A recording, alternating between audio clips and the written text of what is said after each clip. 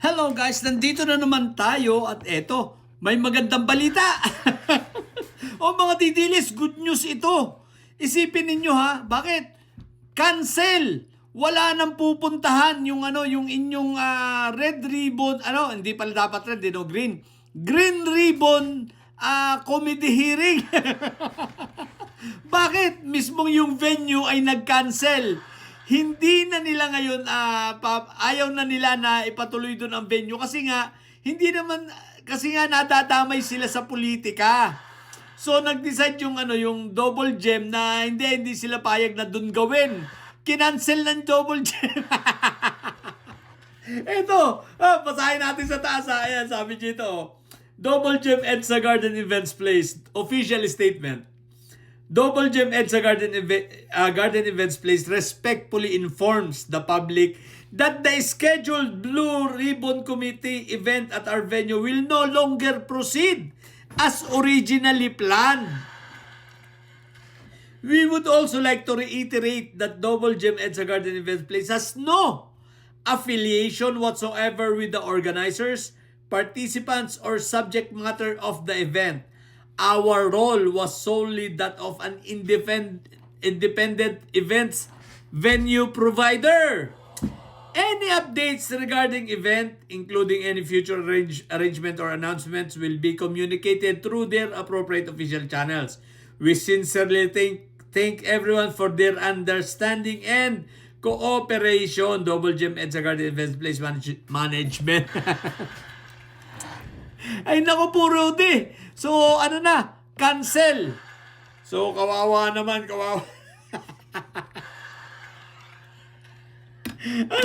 Anyari na. Tapos wala naman silang mga live. Hindi na rin sila makakapag-live event. Di ba? Ano mangyayari sa Green Ribbon comedy hearing na to? Mga didilis. Excited pa naman kayo sa bagong 14 Marites. Punta na lang kayo sa isang kanto dyan. Magtipon na lang kayo ron. What the heck? Kawawa naman. Ang pinakakawawa dito guys ay si Marco Tae tsaka si Marco Tae tsaka si Auntie Petra. Pati si Mike Diferensya. Ay nako po, Rudy. Supply na naman. Excited pa naman. Andun rin si Sabit Sipo. Mga supply. So wala. Matutulog na sana ako. May nag-forward sa akin dito. Kaya natuwa naman ako. Abang na abang pa naman, sabi ko. Pag hindi ako makatulog, pagpupuyatan ko na lang ito. Titingnan ko kung anong mga pagsasabihan nito mga to. Yun, wala. So, hindi ko alam. Bahala na sila sa buhay nila kung saan man sila pumesto. Hanap sila, doon sila sa payatas. Mga didilis, nawala yung excitement nyo, no? A few moments later.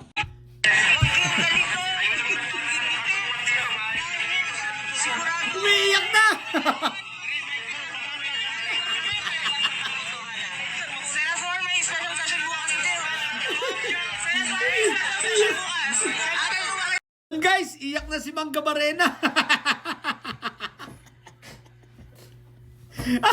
Iyak na si Mang Gabarena. So, as expected, di ba? Bago na ang naratibo nila, ang may kasalanan na nito, guys, ay si PBBM.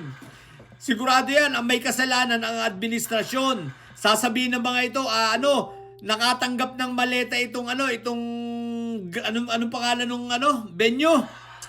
Yung venue nila, yung EDSA Green ba yun? Anong pangalan? Basta yun!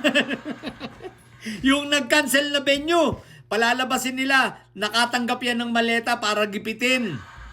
Para ipa-cancel ang kanilang Green Ribbon Comedy Hearing. Matik yan.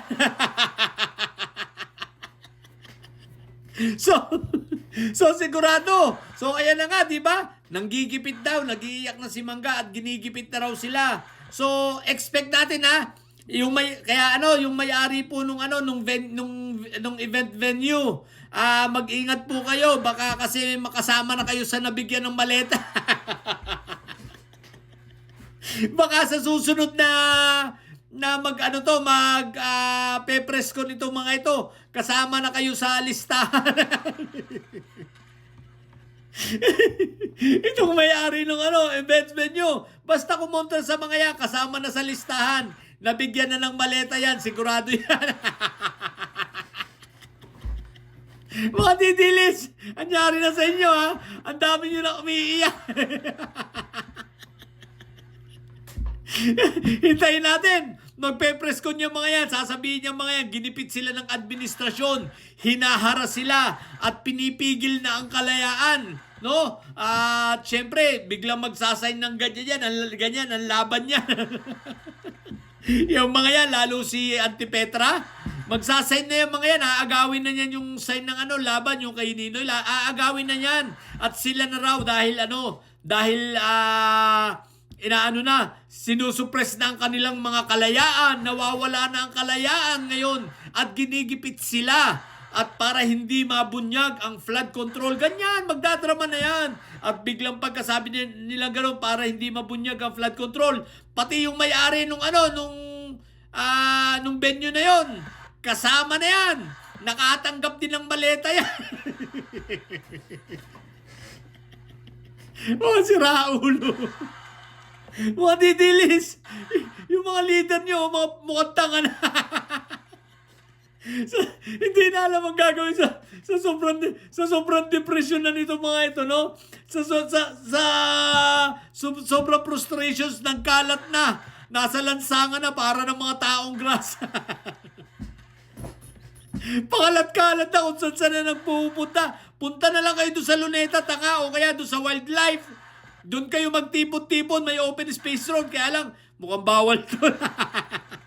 Punta na lang kayo ng Liwasang Bonifacio yan.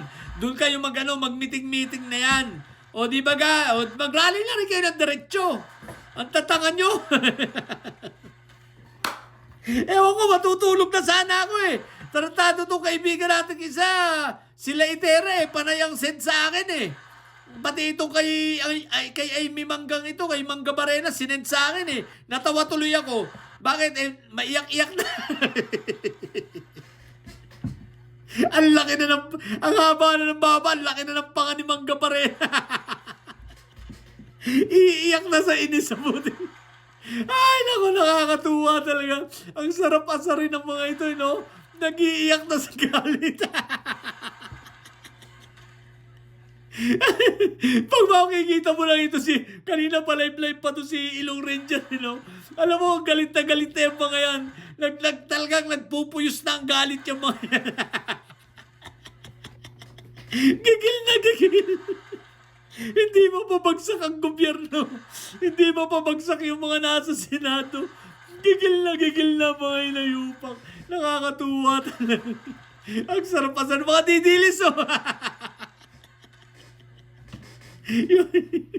Wala nangyari. Yung 32 minions niyo, 18 plus 14 equals 32, di ba? Yung 32 minions nyo, anyari. Ang ganda pa naman. May post pa kayo.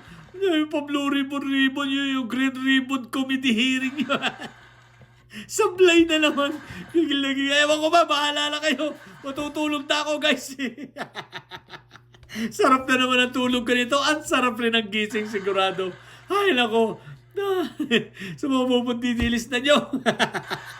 Comedy talaga kayo, mga hinayupa kayo. Puro na kayo may saya. Tinamaan kayo ng pagkasaltik ang puta.